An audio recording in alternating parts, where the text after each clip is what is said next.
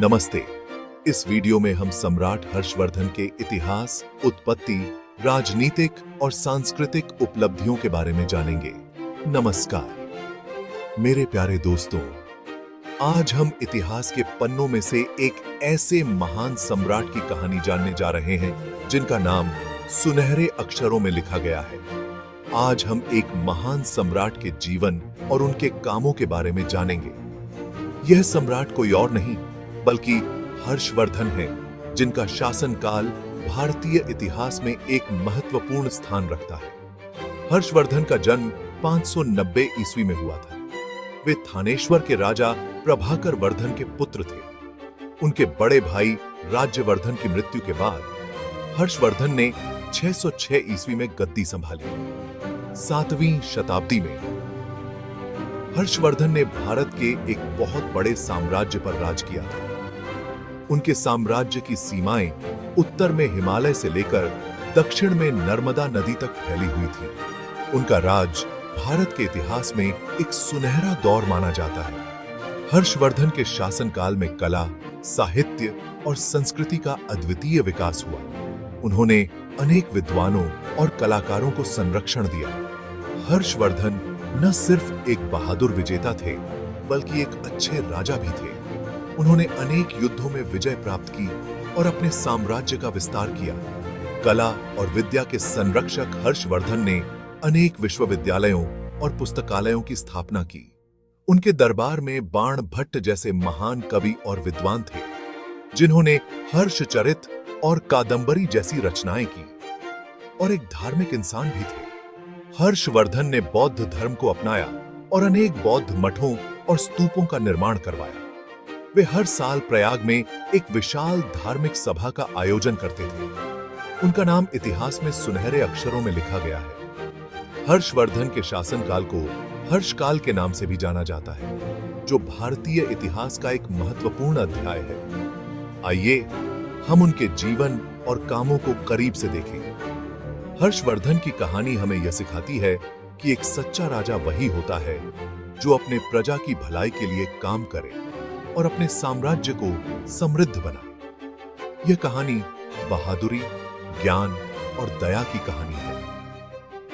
हर्षवर्धन ने अपने शासनकाल में अनेक सामाजिक और आर्थिक सुधार किए, जिससे उनके साम्राज्य में खुशहाली आई। यह कहानी है सम्राट हर्षवर्धन की, जिन पर आज भी भारत को गर्व है। उनकी विरासत आज भी जीवित है और हमें प्रेरणा देती है कि हम भी अपने जीवन में उनके आदर्शों को अपनाएं। हर्षवर्धन का जन्म वर्धन वंश में हुआ था, जो उस समय उत्तर भारत का एक शक्तिशाली राजवंश था। वर्धन वंश का इतिहास गौरवशाली और प्रेरणादायक है।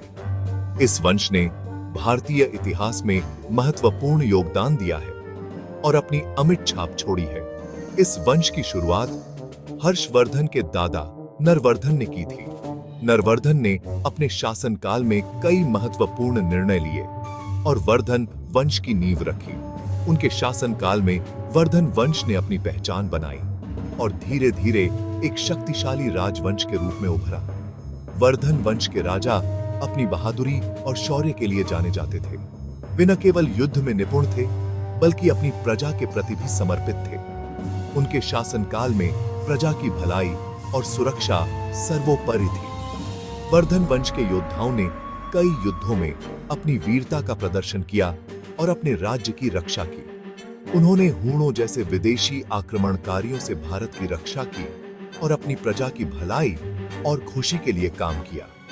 हूणों के आक्रमण के समय वर्धन वंश ने अपनी ताकत और रणनीति का प्रदर्शन किया और उन्हें पराजित किया। इस विजय ने वर्धन वंश की प्रतिष्ठा को और बढ़ाया और उन्हें एक महान योद्धा के रूप में स्थापित किया। हर्षवर्धन के पिता प्रभाकर वर्धन एक ताकतवर और महत्वाकांक्षी राजा थे। प्रभाकर वर्धन ने अपने शासनकाल में वर्धन वंश को नई ऊंचाइयों पर पहुंचाया। उन्होंने न केवल अपने राज्य का विस्तार किया बल्कि अपनी प्रजा के जीवन स्तर को भी सुधारने के लिए कई महत्वपूर्ण कदम उठाए। उन्होंने थानेश्वर को अपनी राजधानी बनाया और वर्धन साम्राज्य को और बड़ा बनाया। थानेश्वर को एक समृद्ध और विकसित शहर के रूप में स्थापित किया गया, जहां कला, संस्कृति और व्यापार का विकास हुआ। वर्धन वंश के शासनकाल में थानेश्वर एक महत्वपूर्ण केंद्र बन गया और इसकी ख्याति दूर दूर तक फैली। हर्षवर्धन का जन्म 590 ईस्वी में हुआ था। बचपन में उनका नाम शिलादित्य था। हर्षवर्धन को बचपन से ही युद्ध कला और शिक्षा दी गई थी। वे एक कुशल योद्धा, घुड़सवारी में माहिर और एक विद्वान व्यक्ति थे। हर्षवर्धन को साहित्य, कला और संगीत में भी बहुत रुचि थी। वे खुद एक अच्छे कवि और नाटककार थे। 606 ईस्वी में प्रभाकर वर्धन की मृत्यु के बाद हर्षवर्धन के बड़े भाई राज्यवर्धन थानेश्वर के सिंहासन पर बैठे।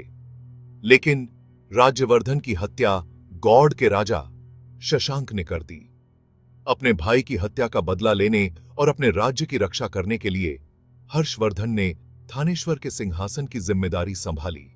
उस समय उनकी उम्र सिर्फ 16 साल थी। हर्षवर्धन एक महत्वाकांक्षी और ताकतवर राजा थे। उन्होंने अपने साम्राज्य को उत्तर भारत के ज्यादातर हिस्सों में फैलाया। उन्होंने मालवा, गुजरात, बंगाल और उड़ीसा जैसे राज्यों को जीत लिया। हर्षवर्धन ने दक्षिण भारत पर भी हमला किया, लेकिन चालुक्य राजा पुलकेशिन द्वितीय ने उन्हें हरा दिया।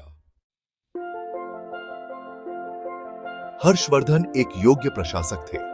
उन्होंने अपने साम्राज्य को अच्छी तरह से चलाने के लिए एक व्यवस्थित प्रशासनिक प्रणाली बनाई।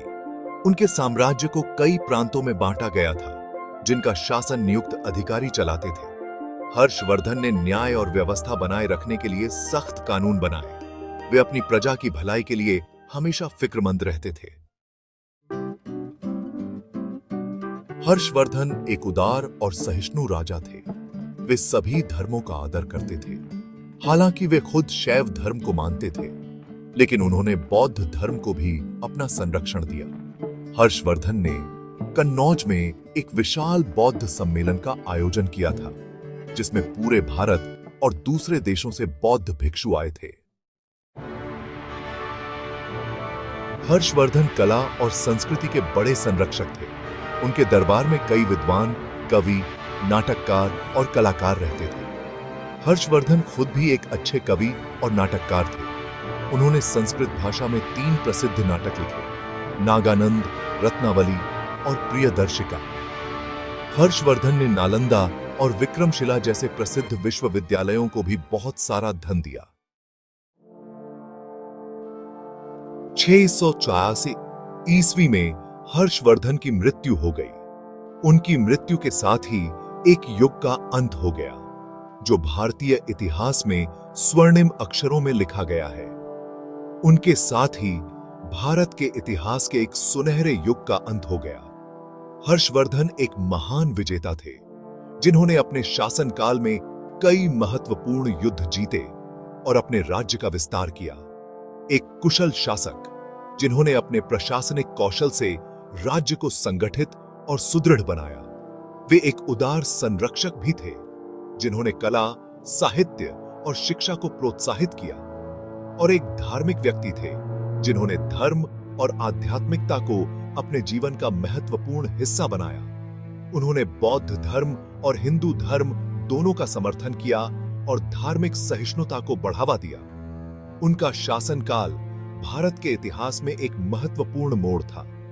उनके शासनकाल में भारत ने राजनीतिक स्थिरता, आर्थिक समृद्धि और सांस्कृतिक विकास का अनुभव किया। उनके द्वारा किए गए कार्यों ने भारत की संस्कृति और सभ्यता को समृद्ध बनाया। हर्षवर्धन के योगदान ने भारतीय समाज को एक नई दिशा दी और उनकी विरासत आज भी जीवित है। सम्राट हर्षवर्धन जी के जीवन और उनकी विरासत के बारे में सोचते हैं तो पता चलता है कि उनके कामों ने इंडियन हिस्ट्री पर एक गहरी छाप छोड़ी है। उनका राज प्रॉस्पेरिटी, कल्चरल रिचनेस और रिलीजियस हार्मनी का एक प्रकाश स्तंभ था। उनकी पॉलिसीज और प्रैक्टिसेस ने आने वाली पीढ़ियों के लिए नींव रखी और सदियों तक भारत के कल्चरल और पॉलिटिकल लैंडस्केप को आकार दिया। हर्षवर्धन की विरासत सिर्फ हिस्ट्री की किताबों तक ही सीमित नहीं है। यह हमें लीडरशिप, टॉलरेंस और नॉलेज की परस्यूट के महत्व के बारे में इंस्पायर और एजुकेट करती रहती है। उनकी कहानी एक नेशन की सेवा में विजन और डेडिकेशन की इंड्यूरिंग पावर का प्रमाण है। वीडियो देखने के लिए धन्यवाद। अगर आपको वीडियो पसंद आया तो मेरे channel image of history AIH को सब्सक्राइब करें।